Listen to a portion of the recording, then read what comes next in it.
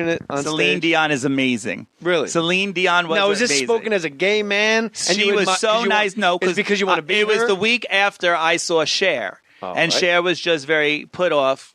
Liza Minnelli was a C word. And See, I had the opposite experience. Okay. I met Liza, and, I'm sure she adopted even the me. same thing with Cher. Liza was in a meet and greet where she said, I will meet and greet 30 people. She counted 30 people, and there was probably, I'm not going to exaggerate, 38 people. So when she got to 30, those last 8 people just got attitude from her.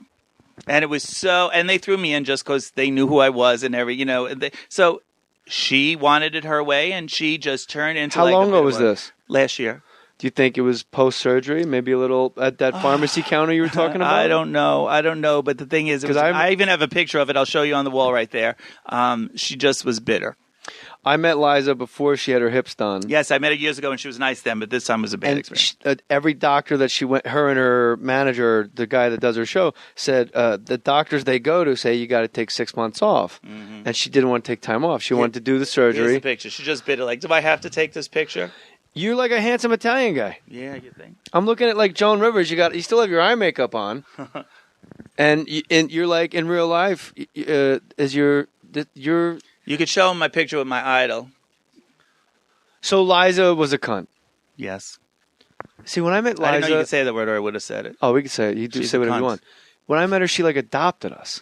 Yes, I remember the old. Is it because she's like a star fucker? Here's the other thing. And the old Cher would go out with the show boys at night and go to the gay bars. The new Cher is just over it. Maybe she's just too old. And now I had an opposite experience with. You know who I want. Yeah, I do. Well, hold on. Let's go back to Liza. What do you think happens? Like, why does she adopt me?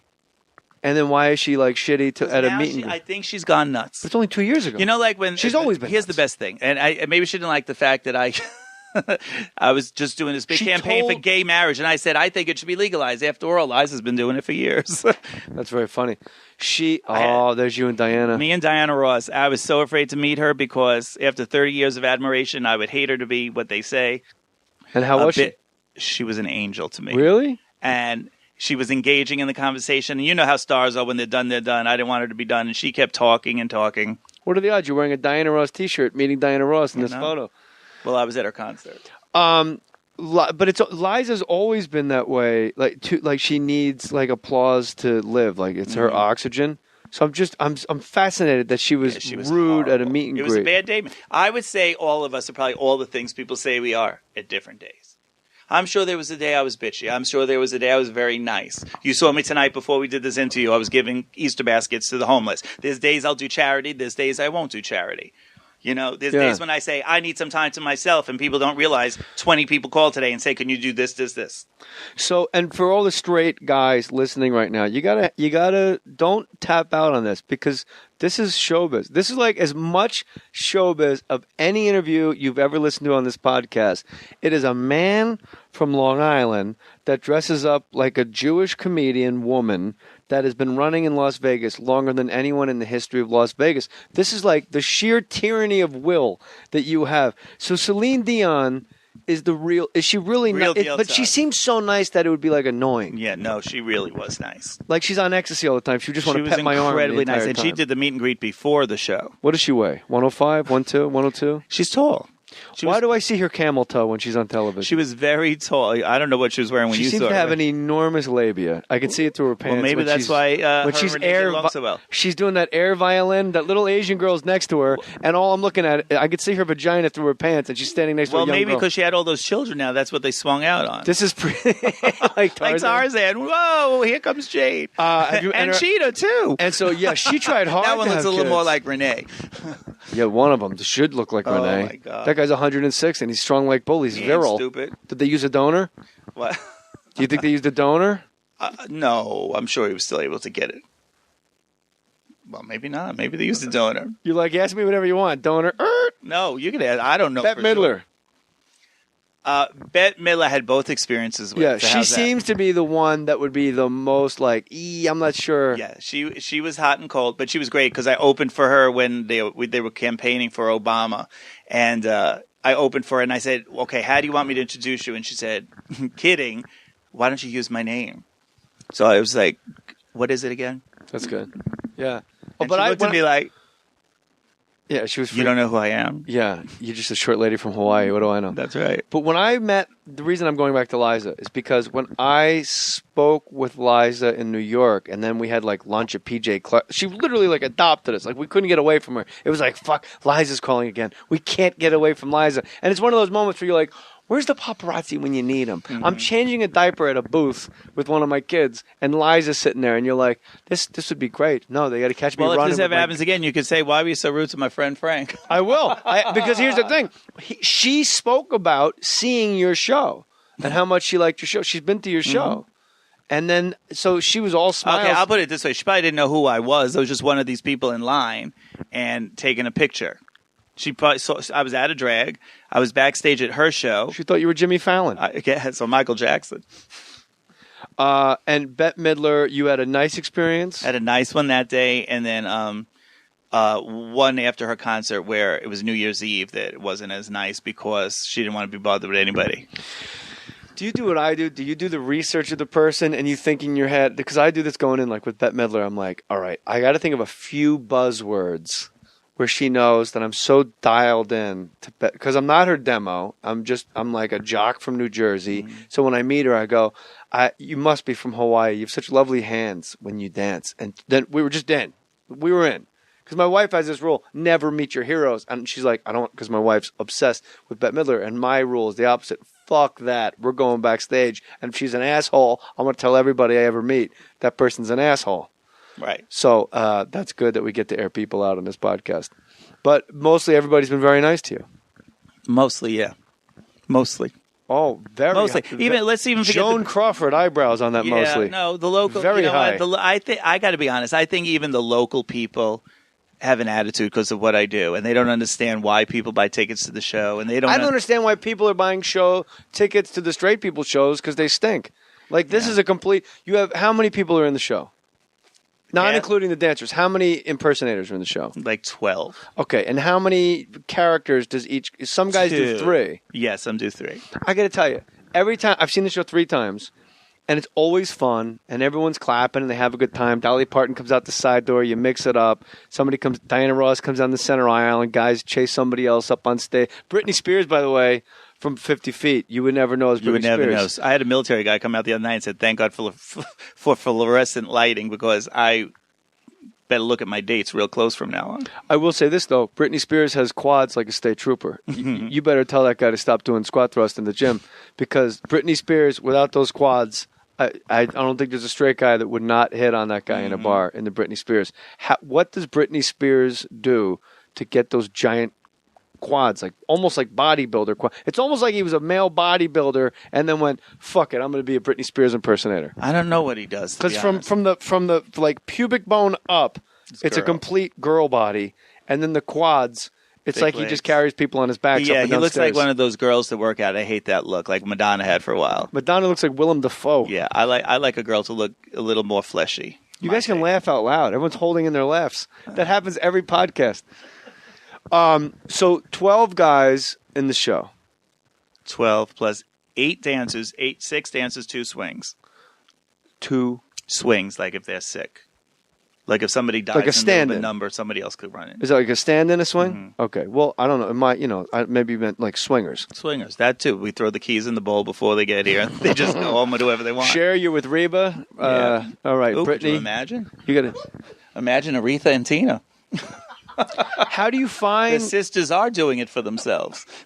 It's raining men, and it's raining men, and it's raining men. How do you find these guys? Where do you go to find drag queen talent? Obviously, there's drag queen bars. You go to the Queen Mary in Long Beach, and you can go to. Everyone's like, "Why does JJ know that?" I've been doing it for 30 years, so everybody I've ever met, I was able to pick the cream of the crop because I knew who to call. They come to you too, probably now. And nowadays they'll come to me, but we haven't really hired anybody I haven't known. I think everybody I hired, I knew.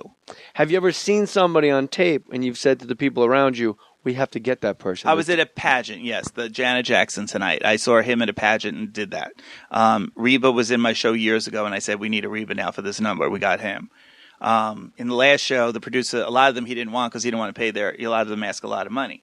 especially now with RuPaul's Drag Race out there and who's winning this and who's winning. Everybody got a title. And your Janet Jackson is in Drag Race this season right now. Yeah. Coco Montrese is the name on the show. He looks good. When I watched RuPaul's Drag Race for a while, it was like Grimace from McDonald's. These people were like monsters. Like your Janet Jackson is actually in drag, like an attractive lady. And he's one of the oldest on the show, so it's kind of strange that 35, 36. Well. What's he pulling about 37? Because usually they're in their low 20s. Really? Yeah.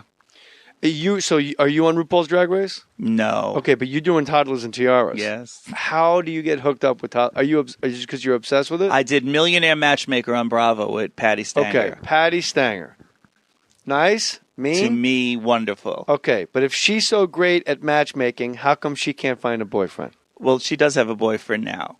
Now. And her answer will be because it's not about her. It's about her finding people. That's what people say that don't have boyfriends. Exactly. So that's like acting coaches. I don't believe anybody should ever go to an acting coach because an acting coach would be on TV. If you could act. Right. Right. Those who can do, those who can't teach. There is no way proper to act. I'm sorry that you could act like a moron if they like you, then you're on television. There's Adam Sandler movies. Exactly. There's Kim Kardashian. Boom. Boom. That petting zoo called the Kardashians.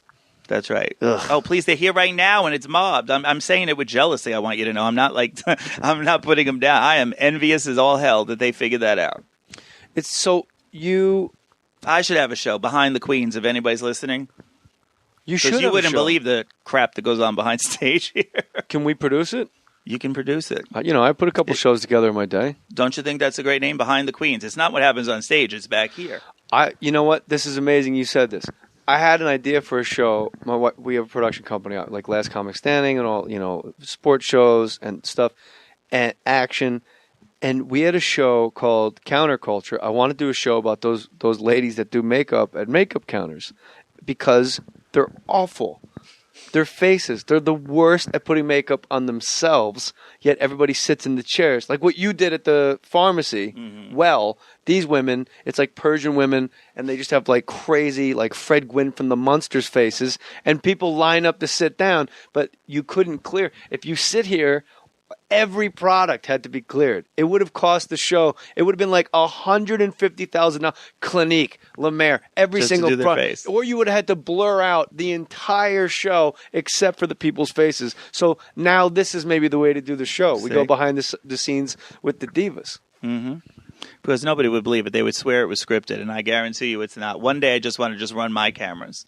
Do you guys get in fights before the shows? Oh my! What's the most common argument? I don't fight. What's the most common argument between the guys? Oh, it's nothing like me. The one fight yesterday was somebody told Reba he looked like Lincoln and left a penny on his station, which started World War III. Wait, a penny on the stage? A penny on his station. I was going to say, that's how you broke your leg They go, when you're in your Reba makeup, you look like Lincoln from the movie. I was like, why do people have to be so rude to each other? Then which person said it? Britney Spears. Hold on a second.